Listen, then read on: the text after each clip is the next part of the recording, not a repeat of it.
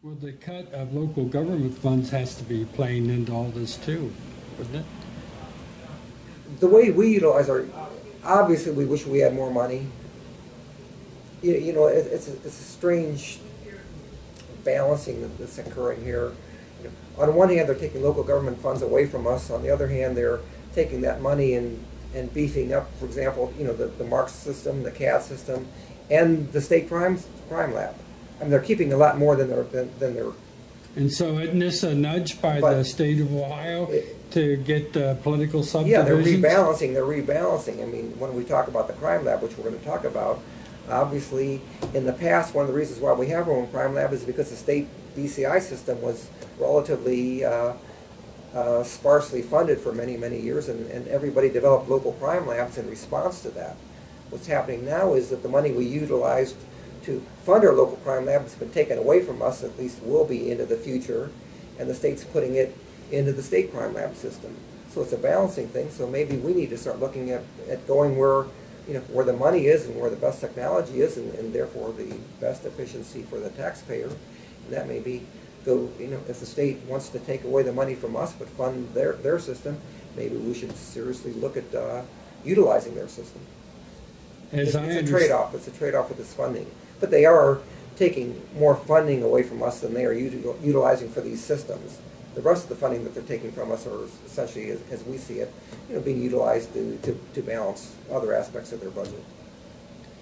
As I read the presentation on the crime lab, one of the major selling points has been, and it seems to have some appeal, at least to the Stark County Police Chief Association members, is uniqueness of service. They can tailor from the Canton Stark County Crime Lab where BCI can't. It's come down to a question: well, can we really afford that specialized service? I think, and again, you heard the result. At least part of the focus and the main focus up to this point in time, with regard to the Police Chiefs Association's review of the crime lab, has been on the DNA section. There were 3 sections to the crime lab, I think: firearms, chemistry, and biology and DNA, those being the 3rd section. Again, the numbers that we saw were, I guess I would use the word shocking when we came to understand the backlog in the DNA section. That certainly raised the very high interest of the Police Chiefs Association and so forth.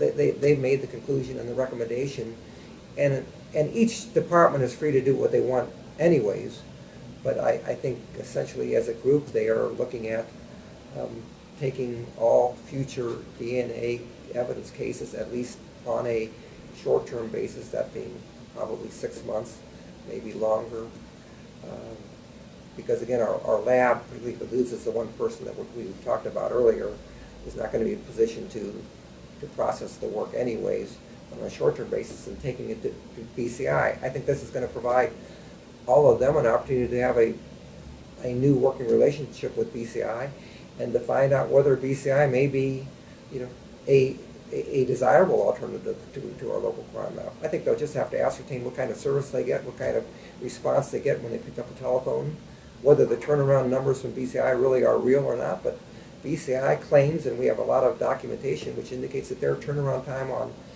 DNA is approximately, I believe, 10 to 12 days. And again, our backlog is, again, substantially into the hundreds of days, not necessarily on the most critical cases. I think that we have survived locally because, again, it's a balancing act. There are many cases out there that apparently, because these are crime lab statistics, have that very lengthy backlog. But I'm sure that the critical cases that are needed by the prosecutors for the prosecution of immediate serious cases are being handled on a very short-term turnaround, I would think.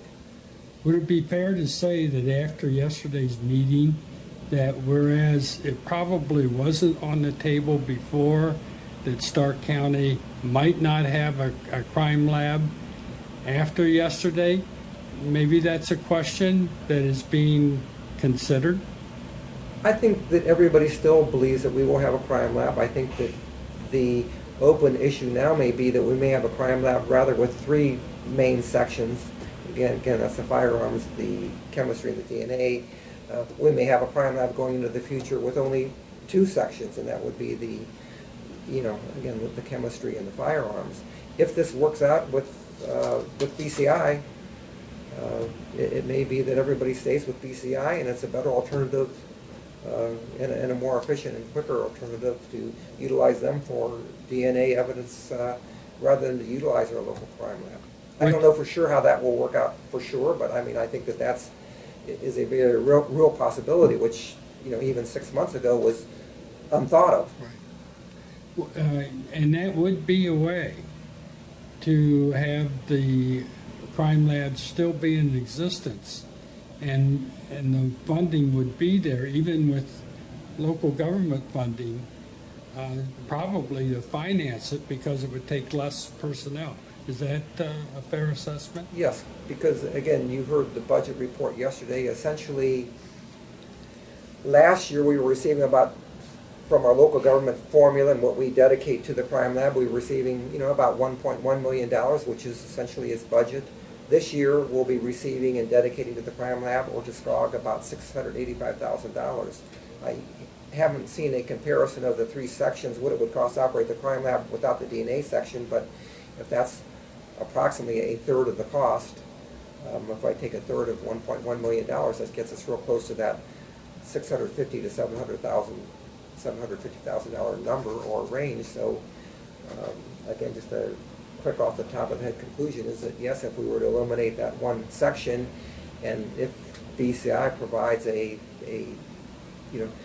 efficient and effective alternative for DNA, it would leave us with 2 sections, and the funding should be close to adequate to operate it.